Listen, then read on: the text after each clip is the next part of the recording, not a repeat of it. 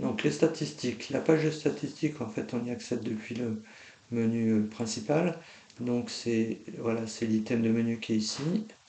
Donc en fait, cette page de statistiques, en fait, elle donne un certain nombre d'informations quantitatives sur un certain nombre d'éléments. Donc le premier bloc, ça concerne tout ce qui est hébergement.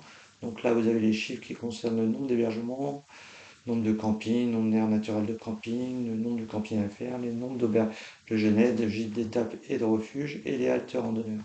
Donc là, c'est purement les chiffres. Ensuite, vous avez pour les campings la répartition camping non classés, 1, 2 ou 3 étoiles, ou 4 et 5 étoiles. Les hébergements, le nombre d'hébergements qui sont labellisés accueil vélo. Nombre d'hébergements, alors ça peut être des campings ou des gîtes qui sont municipaux. Et le nombre de, alors le plus souvent c'est des campings qui disposent qui ont des cabanes randonneurs. Donc là le chiffre est assez peu élevé, il devrait augmenter avec la contribution des utilisateurs. Ensuite, ce qui est plus intéressant, c'est ici, c'est sur la qualité des données. Donc ici, vous avez le pourcentage d'hébergement où il y a le numéro de téléphone, l'email ou le lien vers le site internet.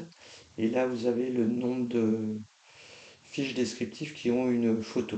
Et il y en a finalement assez peu, puisqu'il n'y en a que 37%. Bon, la plupart des photos viennent du site Data Tourisme, hein. Maintenant, il y a la possibilité d'en rajouter, mais le gros des photos vient de la plateforme Data Tourisme. Ensuite, vous avez ici les utilisateurs peuvent faire des demandes d'ajout, de modification, de suppression.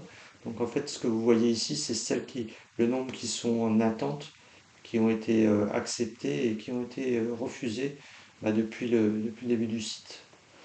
De la même façon, vous avez les gares voyageurs, les 2876 gares voyageurs référencées, et vous avez ici le nombre de gares pour lesquelles on a une information d'accessibilité vélo non démonté renseignée. Donc là, on en a en fait que 824. C'est finalement assez peu sur le nombre de gares, quoi. Et là aussi, les utilisateurs peuvent contribuer. Vous avez de la même façon, s'il y a des demandes de modification d'accessibilité qui sont en cours, bah, vous avez le nombre qui est en attente et celles qui ont été acceptées et celles qui ont été refusées. Alors, point important, hein, ces informations qui concernent tout ce qui est gare et informations d'accessibilité.